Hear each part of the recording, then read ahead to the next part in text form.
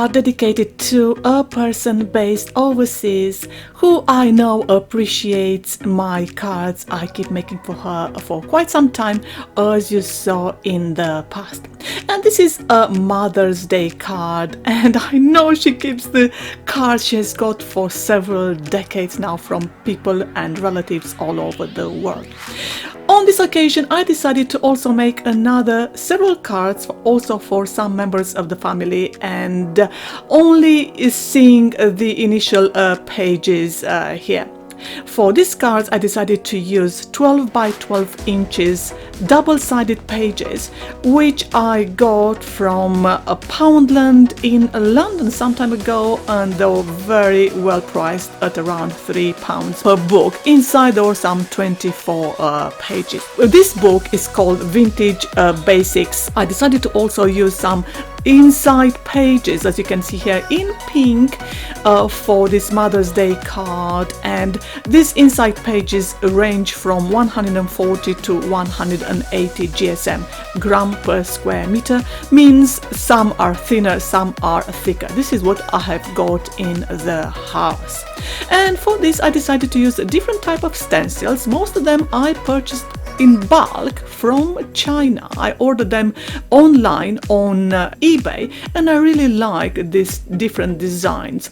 Some of them are also purchased from Create and Craft, which is a well-known TV channel and website here in the UK, also exporting around the world, and they are indeed very, very beautiful. So off camera I used these stencils and die cutting machine, and the actual work is going to be done on this carton, which comes from different packaging like cakes and so on, because they're thicker and it's a pity to throw them away. And I score them on the edges so they look a bit rough, and I used these stencils, as you can see here, with modeling paste. I purchased them mainly in North America, in Canada and in the States, at both Dollarama, Dollar Tree, and even at Michael's and Hobby Lobby on the East Coast. The last card I'm going to use graphite modeling paste, which is simply beautiful, and I like using these two different type of paste because they are simply gorgeous, especially when you use beautiful stencils like the ones you saw here.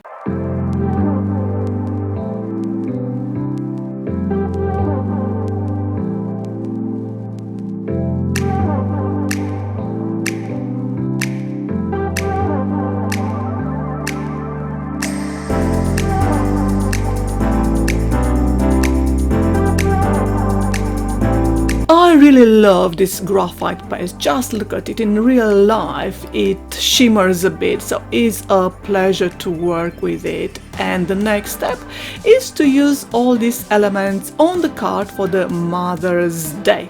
And I'm going to use this sand paste you saw there, which I'm going to apply it on the chipboard, purchased again in North America, with exception of this big one you see now, which I made it myself. So check my other videos to see how I made them. And the flowers were cut from different cards, so they're a bit thicker, and because I want to distress them a bit, that is why I applied the sun paste. This bow bunny chipboard, I got it some time ago from Create and Craft, and it's simply gorgeous. In the middle of the page I'm applying this ripped and distressed pages, which I got from my travels around the world, and I used distress ink on the edges. And this is done for two reasons: because you have to apply your elements on something, ideally not directly on that card, the big card you see there, and also to raise the pages. And for this project I use two types of glues, the UHT glue you see here, and also a glue gun I purchased on eBay some time ago, and which I'm going to use it later on for stronger items. I used further distress ink even on the edges of the card, and I used nuances of brown, blue, pink and green.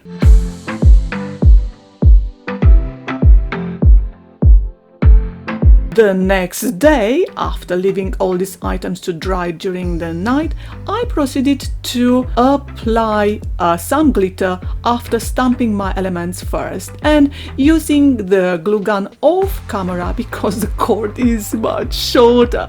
So here we are doing every single element, and these are roses I dried myself some time ago and I kept them in a box, and I applied on them first gesso and afterwards I distressed them. I decided to use on one the Deco Art Galaxy glitter, and the other one had just the glitter as you saw earlier on. I tried to further distress them using this distress ink, however it was destroying the roses because they are dried roses, so I decided to stop doing that. Instead, I decided later on to use some Cosmic Shimmer wax, another type of wax which I'm going to take you further. This chipboard I made myself, plus the other chipboards I further distressed them with this ink before applying them to the card, and I also painted them later on.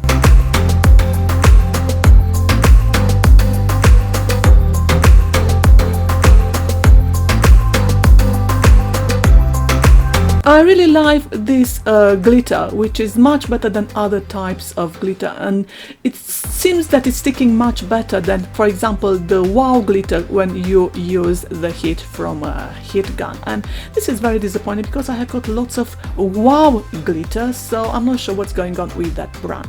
So look how beautiful this glitter is sticking to even the flowers I cut myself, and this Art Alchemy wax is simply gorgeous and much better than the Cosmic Shimmer on this occasion, purely because it is softer than the Cosmic Shimmer. This is the first time I'm using much longer this type of wax, because normally I tend to use the Cosmic Shimmer wax, and I highly recommend these two type of waxes. Now this haberdashery you see here, the ribbon, I purchased it in bulk from eBay. I think I got some 100 or 200 grams for £3 some years ago, and I secured the ends with a Cosmic Shimmer glitter.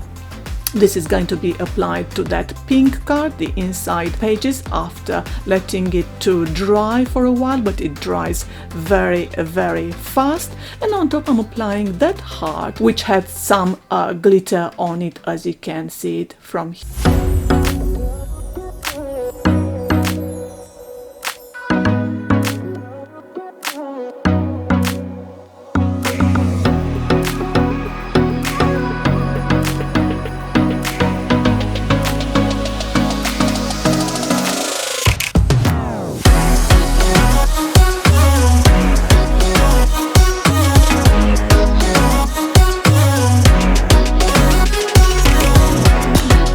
I really like this ribbon. It's so delicate and so soft, transparent, just like this other glitter with all the little sequins on it.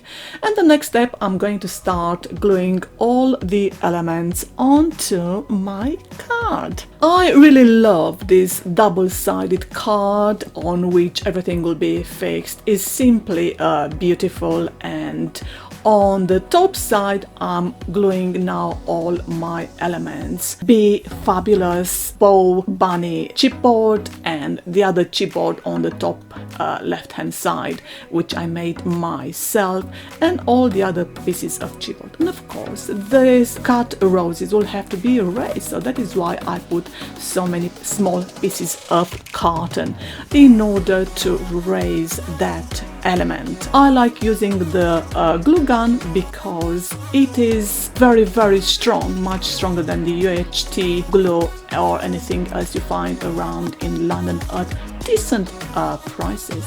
For elements I have used here, which I made myself or purchased, check by clicking on show more to see everything I have used.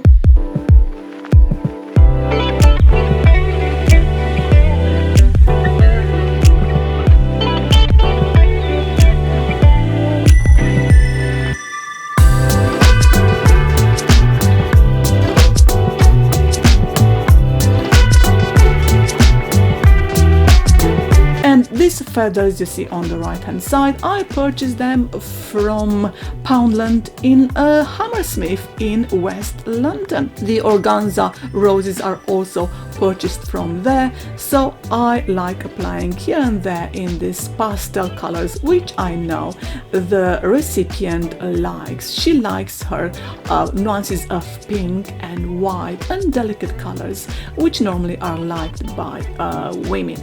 For a bit of contrast, I added this small green feather and lots of chipboard, which has got glitter on it, as you saw earlier on, and everything seems to be gluing rather beautifully. The next step, I added that bow, added lots of beads and resins, purchased from Amazon, and these stunning glass stones which I bought from Walmart in the States. Who would have thought? I always go for value for money. That is why you see so many items I purchased in the UK at Poundland or in the States, where you can find this design, these craft items at Dollarama, Dollar Tree for only $1 and something, which is simply amazing. You wouldn't get this in the UK. And I remember I purchased from Perth, traveling from Toronto to Ottawa, some gorgeous items I found in a Dollar Tree there, or Dollarama, I've forgotten how it's called.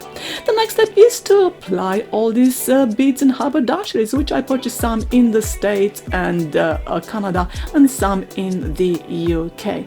And those silver balls you see there, they are just simply sugar silver balls, which normally you put on cakes and which are expired. So I decided not to throw them away, but to keep them and use them for my crafts. And there you have it.